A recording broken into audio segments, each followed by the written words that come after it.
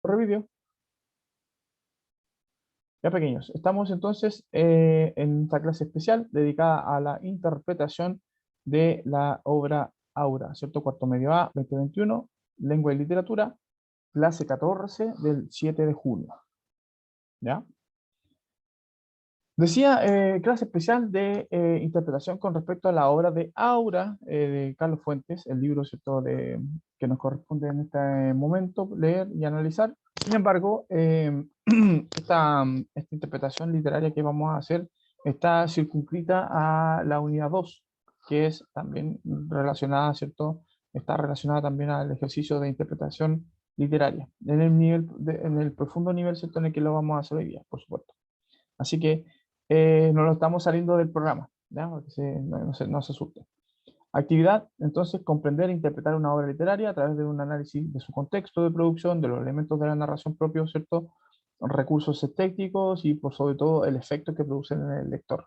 Lo que me contaba ayer Fabián, a propósito que estuvimos chateando por WhatsApp, sobre la sensación que le quedan al lector, en este caso, ¿cierto?, a él, no sé si al resto le habrá pasado lo mismo en relación al final de la obra.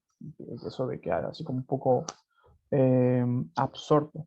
No tiene spoiler de esta clase porque ya a la altura de lo que significa la lectura no podemos hablar de spoiler. Spoiler por eso ha sido cuando yo les dije el libro, se trata al principio de la primera lectura que vamos a hacer o la lectura que vamos a hacer aquí del libro. Y ahí les he dicho, ¿cierto?, en qué terminar el libro sin que ustedes lo hubiesen leído, eso es spoiler. Y aquí ya lo tienen que haber leído ya a todo esto. La recomendación del audiolibro que queda como pendiente para que ustedes lo usen como material también para poder responder. La prueba va a estar habilitada, ¿cierto?, hasta el día de mañana. Así que tienen tiempo para poder escuchar una vez más, esta vez desde la voz del mismo Carlos Fuentes, el texto y puedan responder bien, ¿ya? El propósito entonces es que podemos aplicar un criterio, esto es una clase también de moderación, aplicar un criterio de análisis sobre una obra literaria para no solo comprenderla, sino también interpretarla y por sobre todo valorarla. Ángela, do you want to say something? ¿Quieres decir algo? ¿No? No, profe, Ah, ya, perdón. no. Pensé que quería decir algo. Ya, ok, entonces dos objetivos. Uno que tiene que ver con la proposición de interpretación, a propósito, porque, claro, para poder llegar a un nivel de interpretación de una obra, tengo que entenderla. Y para poder entenderla, tengo que leerla. Entonces, en eso estamos, ¿ya?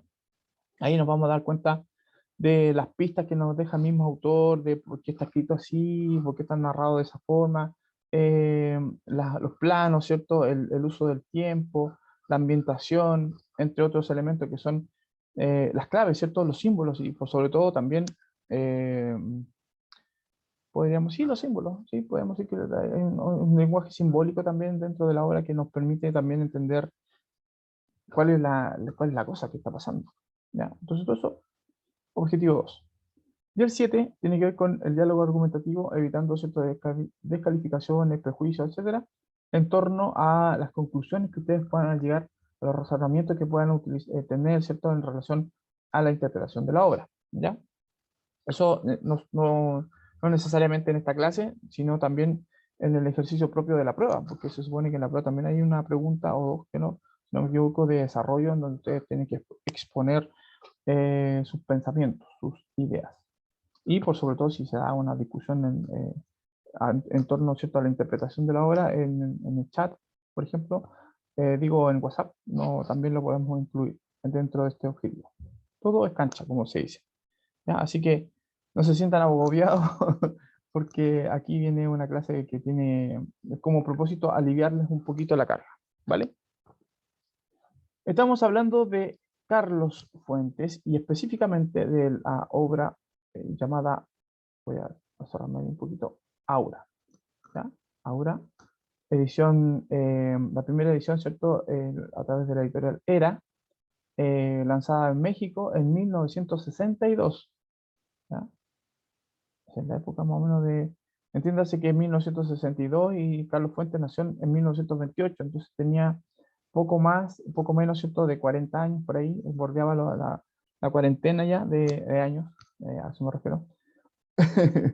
Entonces ya un autor maduro. De hecho, podemos decir que esta es la cuarta novela de Carlos Fuentes después de un giro importante, ¿cierto?, dentro de su narrativa. Él, a partir de este año, 1962, se circunscribe, ¿cierto?, a un selecto grupo de autores literarios que van a darle un nuevo ímpetu, un nuevo alce, una nueva alzada a la literatura específicamente de América Latina, pero también del mundo. ¿Ok? Uy, casi se me apaga el computador. Ya vamos. Vale. Entonces, lo primero que vamos a revisar es el contexto de producción.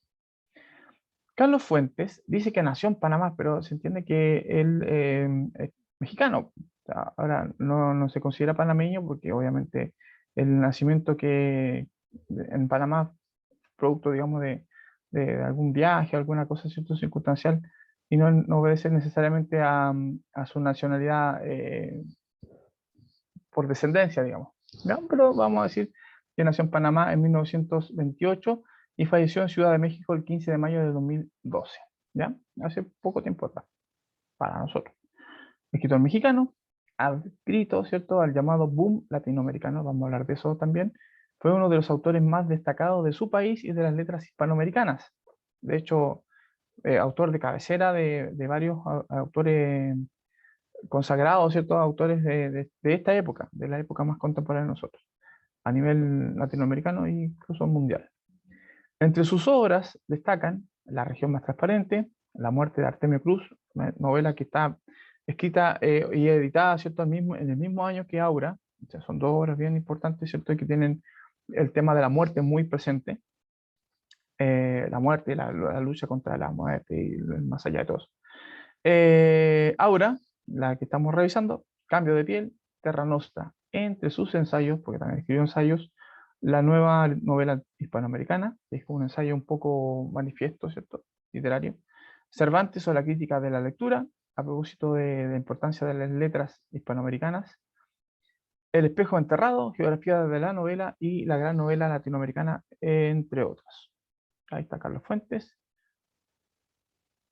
Decimos, ¿cierto?, que dentro de su trayectoria recibió muchas distinciones, ¿cierto?, entre ellas el premio Rómulo Gallegos en el 77, el premio Cervantes en 1987, el Príncipe de Asturias de las Letras, que es como una especie de premio Nobel literario, pero desde el punto de vista, ¿cierto?, más hispanoamericano, en el 94.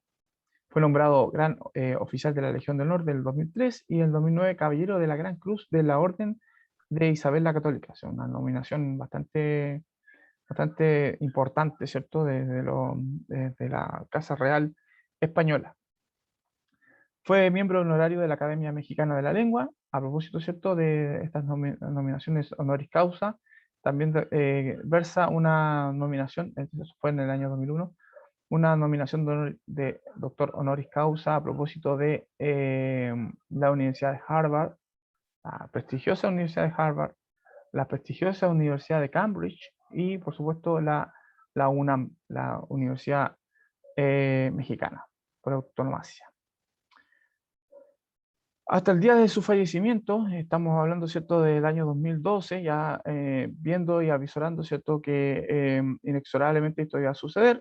Fue candidato, ¿cierto?, un candidato serio a obtener el Premio Nobel de Literatura por un sector público de la crítica literaria, ¿cierto? Sin embargo, él, a propósito de la obtención de premios Nobel latinoamericanos, ¿cierto?, de manos de amigos de él, íntimos amigos, ¿cierto?, con los que compartió este grupo selecto de escritores, como fue el boom latinoamericano, él dijo, ¿cierto?, a propósito de una entrevista en 1900, perdón, cerca de los 2000, por ahí, ¿cierto?, hizo una entrevista y él dijo, cuando García Márquez se ganó el premio Nobel en el año 82, es como que me lo hubiesen dado a mí, a mi generación, a la novela latinoamericana, que nosotros representamos en un momento dado, de manera que ya se da por premiado. Eso a propósito, ¿cierto?, de que se le preguntaba sobre su nominación a los premios, al premio Nobel de Literatura, que no fue una vez, sino varias veces, por eso estaba pensando. Ok. A ese nivel de escritor estamos hablando. De ese tipo de trayectoria estamos hablando, ¿cierto? Cuando hablamos de Carlos Fuentes. Por si no lo conocían, estamos hablando, ¿cierto? De un gran autor. Y ahora vamos a hablar un poquito del boom, para contextualizarles a propósito de la temática, que puede dar una pista a esto, ¿cierto? Acerca de la temática que se presenta en la obra, ¿ya? El boom latinoamericano.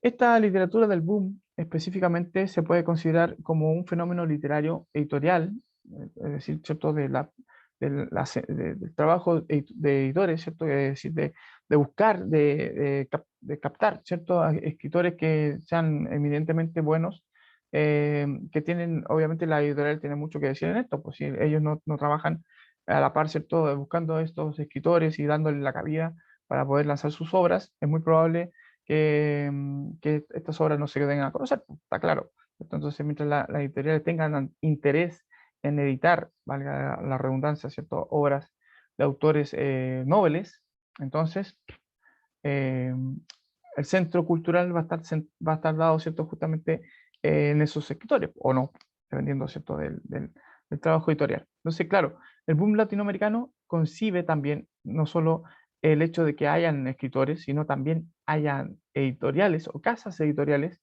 que quieran publicar a estos editores. También hay una proliferación, ¿cierto?, de estas casas editoriales importantes y prestigiosas en Latinoamérica. También es un fenómeno cultural, dado cierto cambio de paradigma en nuestra cultura, particularmente, ¿cierto?, la latinoamericana, y por sobre todo también un fenómeno social, viviéndose entre los años 1960, 1970 y 80, incluso, estas tres décadas, dictaduras militares, ciertas revoluciones que también van a ser repercusión de las otras tantas que sucedieron en el mundo, a propósito de las consecuencias de la Guerra Fría, que también pudieron afectar un poco, ¿cierto?, el trabajo literario, ¿cierto?, el trabajo artístico, más bien, ¿cierto?, de muchas personas en el mundo. Bueno, cuando las obras de un grupo de novelistas latinoamericanos, hablando específicamente del boom, relativamente jóvenes, fueron ampliamente distribuidas en Europa y en todo el mundo. Es como una renovación, por eso se llama boom, una explosión, ¿cierto?, cultural. Y aquí específicamente hablamos de dos novelas que dieron pie a esto, y aquí los autores, los que estudian literatura, ¿cierto?, todavía no se ponen bien de acuerdo si fue La ciudad de los perros de Mario Vargas Llosa la primera, como hablando en 1960, 1962, de hecho esta fue editada por primera vez también en el 62, o Rayuela de Julio Cortázar, que también fue editada en el 62, ahí con diferencias de meses y de distancia, ¿cierto?, geográfica, una en Perú, la otra en Argentina. En México, por lo suyo, estaban estas dos de La muerte de Artemio Cruz y por sobre todo Aura, la que estamos revisando, ¿cierto?, por Carlos Fuentes.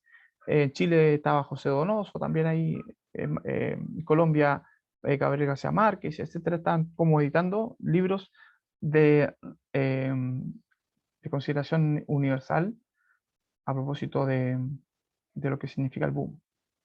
O sea, muy buenos autores, muy buenas novelas en un mismo momento de la literatura universal. Las novelas, perdón, del boom son esencialmente vanguardistas, de avanzada, desde el punto de vista, ¿cierto?, cómo están construidas. Tratan al tiempo de una manera no lineal, ojo con eso. O sea, usan lo que nosotros llamamos anacronía. Suelen utilizar también varias perspectivas o voces narrativas, o sea, juegan con los temas de los focos, de quién cuenta la historia, cuánta información tiene esa persona con respecto al narrador, me refiero al ente, eh, cuánta información tiene con respecto a los hechos, el cambio de perspectiva, ¿cierto?, para poder contar una historia específicamente, incluso llegando a usar un narrador extraño, pero también importante, como el de esta obra que estamos viendo, Aura, que es el narrador en segunda persona. Cuentan con un gran número de neologismos, palabras, acuñaciones de palabras nuevas o frases nuevas, expresiones que tienen que ver también con lo cotidiano, recogiendo un poco eso. Juegos de palabras, incluso blasfemias, increpaciones, ¿cierto? También a propósito de la forma en la que se comunican las personas. como en lo cotidiano. Como escritor, eh, perdón, como escribió el escritor Pope, dice, el estilo del boom, dice, se basaba en una superposición cubista de diferentes puntos de vista, una fragmentación, podríamos decir. Cuestionaba el tiempo real, ¿cierto? La percepción de ese tiempo, el progreso lineal, ¿cierto? A propósito de la idea de la continuidad, y el tema técnico, ¿cierto? Complejo, lo llevaban a ese plano. Lingüísticamente, segura de sí misma, ¿cierto? Utiliza una lengua vernácula sin excusas, dice el escritor Pope, a propósito del boom. Bueno, en los extremos de la literatura, en una obra, ¿cierto?, de Bret Levinson, se afirma que este boom latinoamericano está muy emparentado también con conceptos artísticos, ¿cierto?, nuevos, imposiciones, ¿cierto?, manifiestos del quehacer literario nuevo, ¿cierto?, específicamente lo que se llama realismo mágico. Creo que este concepto lo hemos visto, si no me equivoco, o lo he mencionado, pero hoy día lo voy a explicar de nuevo para que quede relativamente más claro. Dice, un modo estético clave dentro de la ficción reciente de América Latina se materializa cuando la historia de América Latina se revela como incapaz de explicar su propio origen. Esta incapacidad que tradicionalmente representa una demanda de un mito, los mitos como un medio para explicar los principios que escapan a la narración de la historia. Los escritos de los cronistas de la India representan lo exótico del Nuevo Mundo y sus relatos de la conquista de nuevas tierras extrañas se aceptó como la historia. Estas historias fantásticas a menudo ayudaron a conseguir una nueva estética que se transformó en el realismo mágico. Es una percepción así un poco eh, extensa en el tiempo, ¿cierto? De cómo se llegó al realismo mágico. Pero el realismo mágico, visto desde el punto de vista, ¿cierto?, de Alejo Carpentier, uno de los también autores del boom, un poquito más o sea, Alejo Carpentier está un poquito anterior al boom, específicamente, ya era viejo para la época del boom, pero perteneció también a esta escuela del realismo mágico, o esta disciplina, ¿cierto?, este movimiento artístico llamado realismo mágico. Dice, él le llama realismo maravilloso o lo real maravilloso, que es más o menos lo mismo, ¿cierto? Sí, no lo mismo. De acuerdo con la estética, dice, las cosas irreales son tratadas como reales y las cosas mundanas como elementos irreales. Una mezcla, ¿cierto? De que lo que es cotidiano, lo que es real, lo que es concreto, lo que es lógico, se mezcla, ¿cierto?, con este otro escenario que es netamente maravilloso, donde las experiencias fantásticas, ¿cierto?, se conciben como reales, se mezclan, ¿cierto?, las dos, se superponen las dos, podríamos decir, dimensiones, lo real y lo maravilloso. Por eso se llama real maravilloso. Bueno, experiencias reales, extrañas, fantásticas y legendarias, los pueblos, ajustes míticos, especulativos y los personajes que, aunque plausibles, también podrían ser irreales y combinar la verdad, lo imaginario y lo inexistente de manera tal que son difíciles de separar. O sea, las dos cosas conviven en una suerte de armonía, pero también de no extrañeza, porque recuerden que los elementos fantásticos también pueden convivir con la realidad. Sin embargo, generan extrañeza en los personajes y por sobre todo, ¿cierto?, en nosotros mismos como, como lectores. El realismo mágico busca que esa extrañeza sea mitigada de alguna manera, al punto de ser considerada parte, las cosas extrañas, ¿cierto?, pues pasen a ser parte de lo que nosotros consideramos normal. Aquí hay cuatro de los que podríamos considerar cabecillas, ¿cierto?, de este movimiento. Cuando digo que eran relativamente jóvenes, no me refiero a la foto que hacen aquí, para que entiendan, digamos, porque estas son las imágenes más asociadas al nombre, ¿cierto?, que está detrás de, primero, Julio Cortázar, luego, ¿cierto?, Gabriel García Márquez, nuestro Carlos Fuentes, ahí, ¿cierto?, el autor de Aura, y Mario Vargas Llosa, el autor, ¿cierto?, también, también, digamos, de este movimiento literario. Él está vigente ahora, ¿cierto?, todavía. Los otros tres ya cuentan el pasto desde el otro lado. Premios Nobel, aquí tenemos dos, Gabriel García Márquez y Mario Vargas Llosa. Así que estamos hablando de autores. Julio Cortázar no se lo ganó por los azares del destino, ¿cierto? Y Carlos Fuentes, ya sabemos, fue, digamos, fue nominado en vida, ¿cierto? Ya en los últimos momentos. Creo que si hubiese vivido un par de años más, se lo dan. Se lo dan por la trayectoria. Bueno, a lo que nos truje. Publicada esta novela y digo novela a pesar de que tiene apenas 50 páginas, ¿ya? Es una novela corta, o novelle, como le llaman, ¿cierto? Los estudiosos de la literatura. En 1962, acuérdense, Chile vivía su preciado mundial de fútbol. Bueno, esa es la época para que se entienda la idea. 1962, Aura, novela corta, 50 páginas, de este autor mexicano Carlos Fuentes. Debido a su extensión, su prosa y que es una historia que atrapa al lector y da pie a más de un análisis y debate, no entiéndase que hay una sola interpretación, sino pueden haber por lo menos un par de ellas con respecto al sentido de la obra. Es elegida por muchos profesores, como yo, para acercar a los jóvenes a la lectura. Es por lo mismo, ¿cierto? Por lo intrigante que es la historia. Y así como esta, pueden ustedes encontrar un sinfín de otros autores y obras literarias que pueden también generar este efecto, ¿cierto? De extrañeza, por no decir de intriga. Fue la cuarta novela de este escritor y a pesar de tener otras pocas páginas, ¿cierto? Muy pocas páginas, sin duda es una explosión de imaginación. No solo para quien lo lee, sino también para quien lo crea. Es un juego, ¿cierto? También de parte del autor. La idea de Aura fue sembrada en Fuentes desde que tenía apenas 7 años. Él visitó, ¿cierto?, el castillo de Chapultepec y en esa visita le llamó la atención un cuadro de Carlota. Este cuadro que está aquí, lo estoy mostrando, ¿cierto? Es el cuadro de Carlota que le llamó mucho la atención. La belleza extraordinaria de esta mujer, ¿cierto?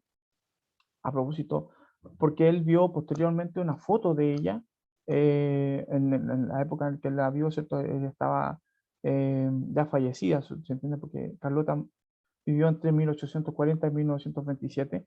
eh, Emperatriz de México. Una historia muy extraña. Eso es una historia para los profes de historia. Yo no voy a meterme en ese ámbito porque ahí conozco bien poco, la verdad, con respecto a esta relación extraña que tenía México, ¿cierto?, con Francia. Bueno, ella tiene origen, ¿cierto?, francés. Entonces, claro, la belleza de ella es como extraordinaria. Pero sin embargo, Carlos Fuentes la vio en este estado, ¿cierto? En su lecho de muerte. Y este traspaso, ¿cierto? De esta imagen tan lozana, ¿cierto? Que tenía esta mujer a esta otra ya más decrépita, guardando el respeto que merecen, ¿cierto?, las personas que fallecen. eh, a él le impactó. O sea, como algo tan bello, ¿cierto?, se puede demacrar tanto a ese punto. Entonces esa idea, pum, pum, pum, en el año, a sus 7 años, ya empezó a ser como bulla. Recuerden que él escribió esta historia en 1962, cuando tenía 40 y algo, ¿cierto? O antes, por ahí de 40, no soy muy bueno para las matemáticas. Ok. La trama de esta historia nos presenta, ¿cierto?, a Felipe Montero, un joven historiador que mientras toma café y lee periódico, de hecho toma té, no toma café, busca un trabajo mejor pagado, ¿cierto? Está en eso, buscando una mejor expectativa porque está trabajando como profesor sustituto. No le pillaje eso, no gana muchas monedas, ¿cierto?, los profesores en esa época, menos ahora. De pronto sus ojos se fijan en un recuadro donde se solicita a un historiador que maneje el idioma francés. El sueldo es de 4.000 pesos, que para esa época era mucha plata. Él estaba ganando ciento y tantos pesos y 4.000 era como, wow, mucha plata. La paga, desde el punto de vista, ¿cierto?, de la tentación, es excelente y coincidentemente Montero cuenta con el perfil. Es como que el aviso, de hecho lo dice el narrador, ¿cierto? El aviso está hecho como a la medida de él. Es como, dice en un momento, en el aviso de trabajo, ¿cierto? Falta que diga, se busca un Felipe Montero, así tal cual. Porque básicamente las características que se piden son las características que tiene él. Eso, el primer dato es O extraño. sea, sí, por lo que leí, son son las características de él, po. Sí, po, Por sí, eso él po. aceptó el trabajo. Claro, y de hecho él va con cierto resquemor porque dice, ¿cómo puede ser tanta la coincidencia? Así llega entonces a la Sí. calle Donceles, 815, toca la puerta y nadie abre. Aquí hay un dato que la persona que hizo este análisis, porque no soy yo acuérdense que esto lo saqué de una página de un periódico, ¿cierto? Una columna, ¿cierto? Un análisis literario que se hace yo. Y sobre esto yo voy haciendo la acotación. Ya, la calle Donceles 815. Si ustedes lo buscan, esta calle podría existir desde el punto de vista, ¿cierto? De que como todas las ciudades latinoamericanas tienen casco histórico, ¿cierto? O sea, lugares de la ciudad propia que son antiguos, muy antiguos, que pertenecen, ¿cierto? A otra época y que han permanecido durante el tiempo. Bueno, él toma la micro, ¿cierto? Va al lugar donde se supone que queda en el centro de la Ciudad de México y se encuentra con que las casas que están en ese sector son antiguas, muy antiguas, ¿ya? Bicentenarias, podríamos decir incluso. Más de 100 años tienen estas casas. Eh, y resulta que lo primero que encuentra es un problema en la numeración, porque hay doble numeración, es decir, que las casas tienen una numeración antigua, pero producto de esta urbanización y extensión, y crecimiento, ¿cierto?, de la ciudad, seguramente ahí la gente, los ingenieros de urbanidad, le dieron nueva numeración a las casas. Como que sobre la numeración antigua le pusieron otro número a las direcciones, ¿cierto? Y entonces para él fue difícil encontrar esta dirección. Este dato es como, puede ser como un dato freak, poco relevante, pero súper relevante. ¿Por qué? Porque nos dice que hay dos realidades, una antigua y una moderna, y conviviendo. Y él traspasa ese límite, ¿cierto? De lo que se supone que es lo moderno, lo contemporáneo, ¿cierto? Al otro plano de lo no contemporáneo o lo antiguo. Esa es la primera, para que entiendan, digamos que él como que cruza una especie como de dimensión, se entiende que tiene que ver justamente con este juego de la numeración de las casas. Los números también son súper importantes. Yo no manejo mucho numerología, pero se entiende que no hay nada azaroso, ¿cierto? Los números de las casas, el nombre de las calles, todo eso es una pista. Yo no tengo la certeza de lo que es Donceles, ¿cierto? Y la numerología no la manejo muy bien. Sin embargo, es una pista, ¿ya? Hay que considerar a alguien que sea más avesado que yo, sí, seguramente le puede encontrar algún dato ahí X, un conspiranoico. Al entrar se encuentra entonces con un lugar totalmente oscuro. Puede oler las plantas, la humedad, el musgo que ha crecido en los muros. Una voz en una planta alta le dice, en la planta alta se refiere a un segundo piso, le dice, ¿cierto?, que no encienda ningún tipo de luz, porque el tipo va a prender como tiene la tentación de prender un fósforo, ¿cierto?, para iluminarse, porque no hay nada y no sabe tampoco dónde están los interruptores, ni mucho menos, pero alguien se lo impide, como que lo ve en la oscuridad. Sí, Eso es muy extraño también. como que entró a una parte oscura y iba a encender un fósforo para ver el camino. Y Y alguien dice, no, lo, no la hagáis, no la hagáis, no la hagáis. claro, ¿cómo lo vio? O sea, seguramente porque la Sí, persona que estaba ahí, y pasa, ¿cierto? Si nosotros nos habituamos a la oscuridad, nuestros ojos pueden percibir cierto umbral de luz que es tenue, muy tenue, pero era muy oscuro. Bueno, el contraste de luz también, juego de percepción también, entiendas eso. Bueno, le dice esta voz y lo guía, ¿cierto?, hasta donde ella está, la señora Consuelo, una vieja enferma tendida en una cama con un conejo. ¿Ya?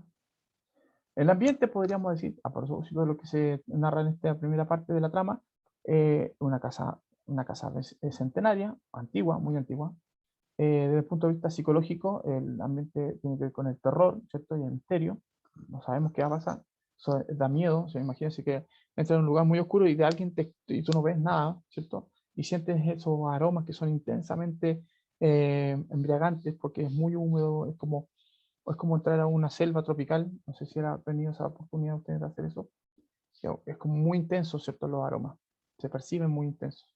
Hay un cambio climático también, se entiende más denso por la misma humedad que se respira. Es como cuando ustedes entran en una ducha y alguien se está bañando y hay mucho vapor adentro y se siente como un calor agobiante. Eso. Imagínense eso. Bueno, la soledad y la vejez también pueden ser considerados como un factor profe, no, de... no entendí, no entendí. ¿Cómo era esa parte? ¿Cómo era esa parte? ¿De qué estaba hablando?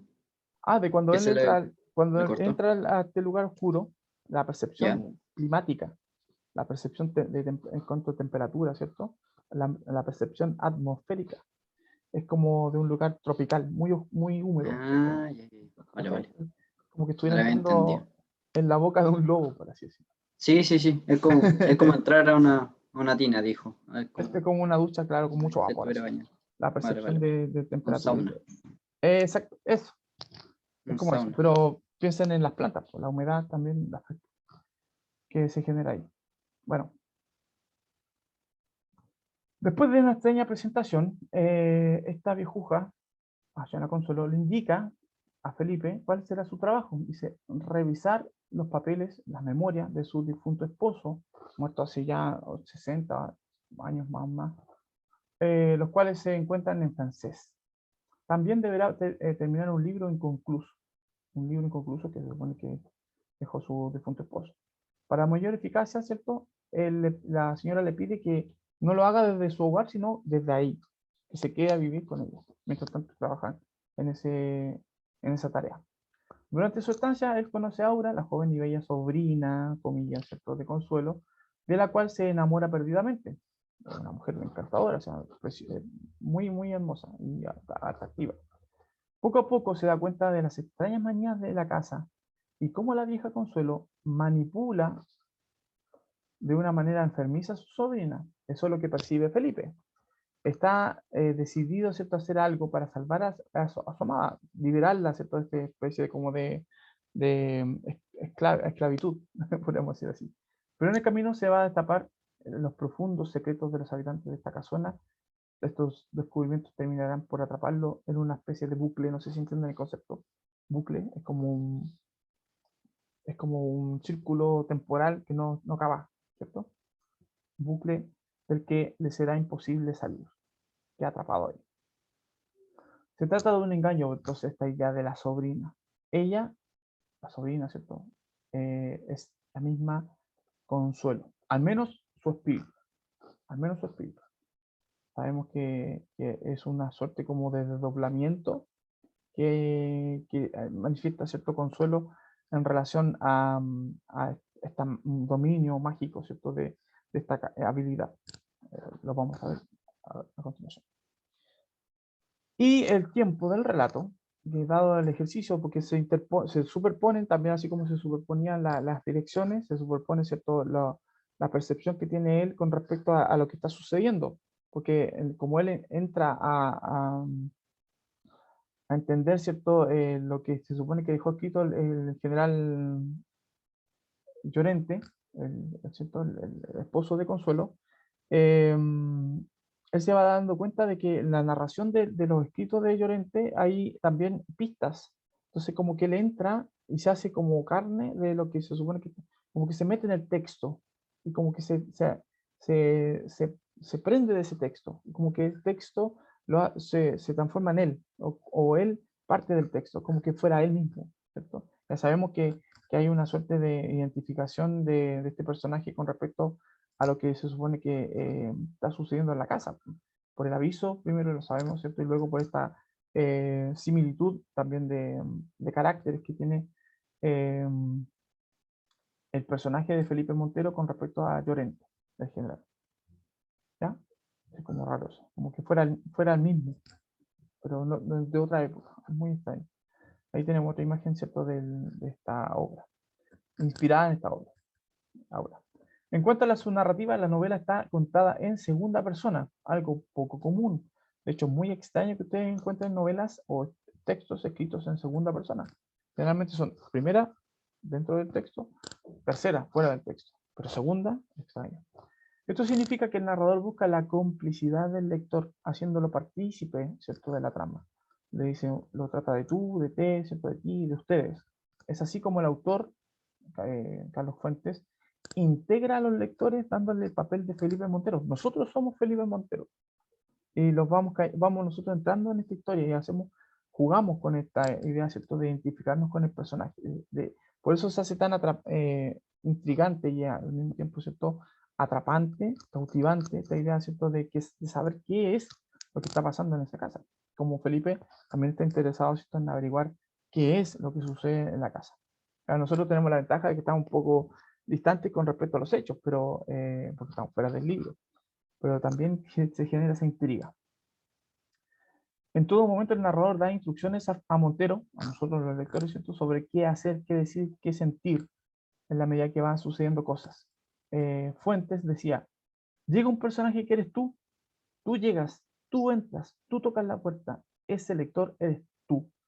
Ese tú eres el tú más concreto del mundo, es el que tiene el libro en sus manos. Wow, así como means flow.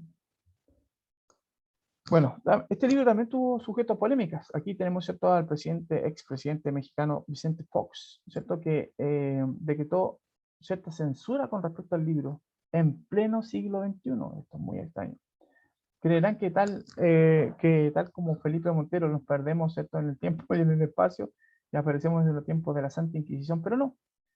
Carlos Abascal, quien fuera secretario de Trabajo y posteriormente secretario de Gobernación en los tiempos de Vicente Fox, presidente que sale en esta imagen, se valió de sus influencias y poder para que despidieran a una profesora de su hija, que como muchos otros profesores en el país y en toda Latinoamérica, incluyéndome, ¿cierto?, había dado a sus alumnos leer esta novela Aura.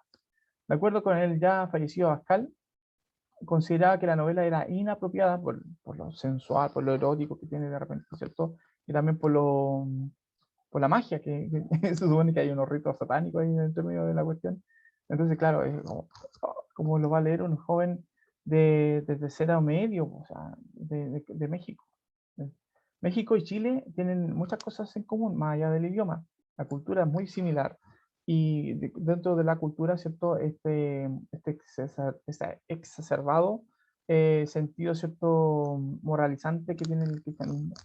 Son muy, muy católicos, ¿cierto?, los mexicanos, y tanto como muy, muy católicos son los chilenos. Entonces, claro, wow, pero en pleno siglo XXI, y entendiendo que es una obra literaria, es como impensado. Bueno, como de esperarse, Abascal contó con el apoyo no solo del gobierno federal, sino también de la Unión Nacional de Padres de Familia, como una suerte como de, de organización paralela, ¿cierto? Yo muy como casa de bruja un poco. El cardenal Norberto Rivera y por supuesto, de Marta Sahagún, que también es una importante persona desde el punto de vista, ¿cierto?, judicial. Creo, si no me equivoco. Y como era de esperarse, la censura e injusticia del momento fue beneficiosa para no, o sea, como toda censura, pues en vez de propiciar, ¿cierto?, que nadie lo lea, fue todo el revés. Pues. De hecho, en una semana desde que se lanzó la censura, se vendieron 20.000 copias del, del libro. Digamos. El efecto fue todo lo contrario. Cuando un libro es objeto de censura, dice el mismo Carlos Fuentes, como que resucita, ¿cierto? Aura fue el objeto de esta censura, que gracias a esta censura se multiplicaron las ventas del libro. Así que, claro, este objeto de indignación para estas personas que todavía existen y persisten, ¿cierto? De tratar de controlar lo que nosotros leemos, pensamos y creemos, ¿cierto? Está mal. Libertad de expresión, por sobre todo. Bueno, datos de vital importancia para que ustedes entiendan la obra y que pueden ser respuestas para la prueba. Las plantas de sombras, concepto que para nosotros puede ser un poco esquivo. Las plantas de sombras se les dice así, en botánica, ¿cierto? Se les dice a las plantas de sombras porque son plantas que crecen sin necesidad de luz solar, pues son plantas de interior, en otras palabras. Generalmente estas plantas de interior son usadas para infusiones y menjunjes, ya pues se menjunje, medicinales y esotéricos. Son plantas, algunas usadas para, como la belladona, por ejemplo, para producir el sueño, la melisa y qué sé yo, plantas así como de ese tipo, muy oloríferas, o sea, muy aromáticas, perdón, oloríferas. Inventando palabras. Aromáticas y obviamente con esta idea de lo narcoléptico también, que todo se usa mucho para generar estados, con el floripondio, ¿cierto? Que es como para generar estados alterados de la conciencia. Bueno, la palabra saga, que es el nombre, ¿cierto?, que tiene el conejito que aparece en la historia, se llama saga. Saga, si ustedes lo buscan en el diccionario de la RAE, aquí está, ¿cierto?, la fuente, dice, mujer que se finge adivina y hace encantos o maleficios. Así se llama el conejo. Fíjense que la señora Consuelo tiene este conejo como de mascota y que cuando está el conejo, no está Aura. Y cuando está Aura, no está el conejo. No sé si se dieron cuenta de ese detalle. O sea, como que el conejo, Sí, como que el conejo se iba y aparecía ahora. cierto año. Puede ser que, no sé, yo no manejo mucho estas cosas de los encantamientos y hechizos, ¿cierto? En magia negra, porque esto es magia negra. O sea, algo de brujería, pero no podría atreverme a decir eh, cuál es la relación que existe entre estos animales, ¿cierto? Específicamente los conejos, que son animales generalmente de sacrificio, en relación, ¿cierto? A las conjuraciones de espíritus, ¿ya? Eso no lo sabo. Pero hay un momento de la historia en donde Felipe ve a la vieja que está haciendo como como que está bailando así en el aire y hace como, como que agarra algo con la mano y como que lo apuñala, ¿cierto? Y dice, ¿qué onda la vieja? Sí, sí, sí, Se sí. fue en volar. Esa parte me dejó para adentro. Y va a ver qué está haciendo Aura, porque sabe que Aura está en la cocina. Y Aura está Y está haciendo lo mismo. agarrando, ¿cierto? Un cabrito, ¿cierto? Y apuñalándolo, despellejándolo. En los mismos movimientos que estaba Sí, haciendo pues, la es vieja. lo mismo que está haciendo la vieja. Como que hay una sincronía. Exacto. Muy extraño eso. Bueno, a propósito de macho cabrío. El macho cabrío, aquí hay una imagen, ¿cierto? De un ritual satánico, ¿se entiende? Una conjuración, ¿cierto? De Satanás por un grupo de brujas. Específicamente a los grupos de brujas se les llama aquelarre. Y la palabra aquelarre proviene del euskera o vasco aquer, que significa macho cabrío. Entonces, si ahora está haciendo un sacrificio de un macho cabrío, cuando se hacen sacrificios de animales, pues, generalmente en magia, sobre todo, ¿cierto? En magia negra, se hace con la intención de invocar, ¿cierto? El poder de el cole flecha, pues, el patas de lana, el diablucho.